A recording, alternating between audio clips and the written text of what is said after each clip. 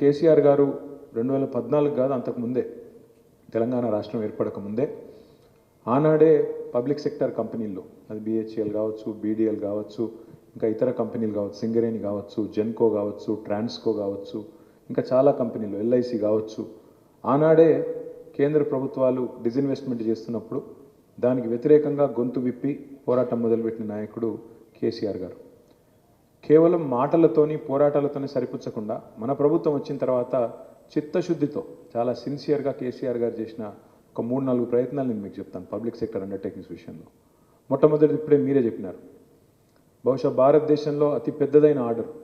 వాళ్ళ కొంతమంది మూర్ఖులు తెలంగాణ రాష్ట్ర ప్రభుత్వంలో ఉన్నవాళ్ళు, నడుపుతున్న వాళ్ళు, లేదా కేసీఆర్ గారిని గుడ్డిగా వ్యతిరేకించే వాళ్ళు కొన్ని మాట్లాడుతుంటారు. తెలిసి తెలియక, అర్థం చేసుకోక, లేదా తెలిసి కూడా తెలియనట్టు నటిస్తూ కొంతమంది మూర్ఖులు మాట్లాడతారు. అందులో ఉదాహరణకి మీరు యాదుకుంటే మీ అందరికీ తెలంగాణ రాష్ట్రంగా మన ప్రస్థానం ప్రారంభమైన నాడు మన రాష్ట్రం యొక్క కరెంటు పరిస్థితి ఏంది, విద్యుత్ పరిస్థితి ఏంది, లోటు విద్యుత్తుతో ఆనాడు డెఫిసిట్తో ఆనాడు మన అవసరాలకు సరిపడనే కరెంటు లేని ఒక దుస్థితిలో ఆనాడు ఉన్నాం. ఒకవైపు పారిశ్రామికవేత్తలు ఇందిరా పార్క్ కాడ వారానికి 2-3 రోజులు పవర్ హాలిడేలు ఇస్తే ఎట్లా నడపాలి పరిశ్రమ, ఎట్లా నింపాలి కార్మికుడి పొట్ట అని వాళ్ళు ధర్నాలు చేసే పరిస్థితి.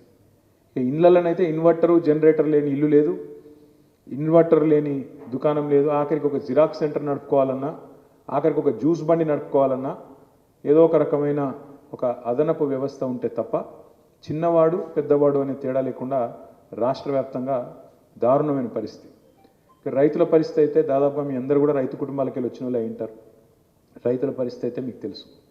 అర్ధరాత్రి దొంగలు వచ్చే కరెంటు కోసం కావలగాయడానికి పోయి కరెంటు షాక్ గుట్టి చచ్చిపోయిన వాళ్ళు, పాము గుట్టి చచ్చిపోయిన వాళ్ళు, ఆగమాగమైపోయిన వాళ్ళు వేల సంఖ్యలో ఉంటారు తెలంగాణలో. ఆ పరిస్థితిలో మన ప్రయాణం ప్రారంభమైంది.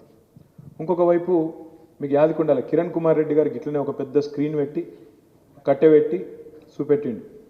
మొత్తం విద్యుత్ ఉత్పత్తి కేంద్రాలన్నీ అక్కడుంటాయి, పవర్ జనరేటింగ్ స్టేషన్లు అక్కడుంటాయి.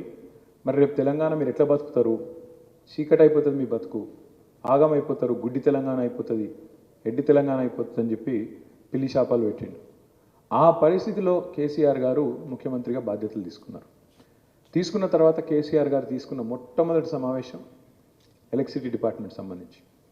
అంటే ఏ రకంగా మన రాష్ట్రాన్ని ఆ చీకట్లకి వెళ్ళి వెలుగులకు తేవాలి, ఏ రకంగా తెలంగాణ వెలుగు జిలుగుల తెలంగాణ కావాలి, 24 గంటల నాణ్యమైన విద్యుత్ ఇచ్చే తెలంగాణగా ఎట్లా చేయాలి అని మేధోమదనం ఒకరోజు అర్ధగంటనో టైంపాస్కు గంట మీటింగో కాదు, గంటలు ఎందుకు కాలేదు, 56 ఏళ్ళు ఎందుకు సాధ్యం కాలేదు అని చెప్పి కూర్చొని ఎంతోమంది పెద్దలతోని, ఆ జెన్కోకు సంబంధించి ప్రభాకరరావు గారు, ఇంకా వారికి సంబంధించి టెక్నోక్రాట్లు ఎంతోమంది ఉండే, ఆ రఘుమారెడ్డి గారు, ఇంకా చాలామంది పెద్దలు పిలిచి మాట్లాడి ఆఖరికి ఒక అండర్స్టాండింగ్కి వచ్చిండ్రు.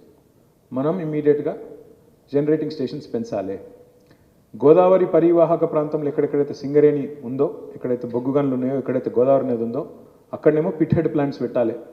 కానీ మొత్తం అన్నీ ఒక్క దగ్గరనే పెడితే దబ్బన రేపు ఎప్పుడైనా భూకంపం వస్తే, దబ్బన ఇంకేదైనా న్యాచురల్ డిజాస్టర్ వస్తే, గోదావరిలో వరదలు వస్తే, ఇంకోటి అయితే కొంప కొల్లేరైతుంది. కాబట్టి మనం ఇంకో దిక్కు కూడా పెట్టుకోవాలి బ్యాలెన్స్డ్. ఎందుకంటే డీరిస్కింగ్ అంటారు దాన్ని, రిస్క్ అంతా ఒకటే దగ్గర తీసుకోవద్దని చెప్పి ఇంకొకటి నల్లగొండ జిల్లా దామెరచెర్లలో అల్ట్రా మెగా పవర్ ప్రాజెక్టు, 4000 మెగావాట్ల ప్రాజెక్టు. ఆనాడు ఇది ఎవరికి అర్థం కాలేదు మొదలు చెప్తే, ఒక్కొక్కడు ఒక్కొక్క తీరుగా, అగో దామెరచెర్లో పెడతారా, ఆడ బొగ్గు లేదు, బొగ్గే లేదు, ఆడ పిటెడ్ ప్లాంట్ పెట్టాలి కానీ గాడ పెడతావా అని మాట్లాడతారు. కాస్ట్ పెడుతుంది కదా.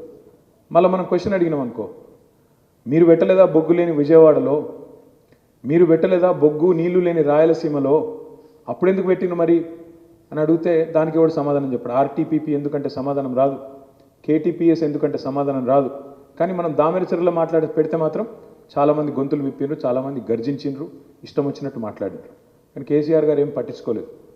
7700 ఇన్స్టాల్డ్ కెపాసిటీతో ప్రారంభమైన మన ప్రయాణం 2014లో ఇవాళ ప్రతి తెలంగాణ బిడ్డ గర్వంగా చెప్పొచ్చు, బ్రహ్మాండంగా 25,000 మెగావాట్లకు ఈరోజు తీసుకొని పోయింది మన కేసీఆర్ గారి నాయకత్వం.